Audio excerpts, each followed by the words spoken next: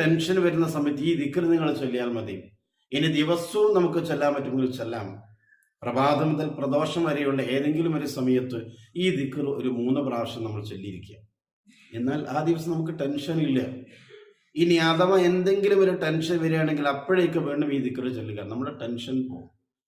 Tension പോകുമ്പോൾ തന്നെ മനസ്സിന് വല്ലാത്തൊരു സന്തോഷം. ടെൻഷൻ വന്നാലോ വലിയ പ്രയാസമാണ്. അതുകൊണ്ട് ഏതാണ് ആ ദിക്ർ എന്ന് നമ്മളൊന്ന് പഠിച്ചു വെക്കണമല്ലോ. ആ ദിക്ർ നമുക്കൊന്ന് അറിഞ്ഞു വെക്കാം. ആ ദിക്ർ വളരെ എളുപ്പത്തിൽ നമുക്ക് ചെയ്യാൻ പറ്റിയ നല്ലൊരു ദിക്റാണ്.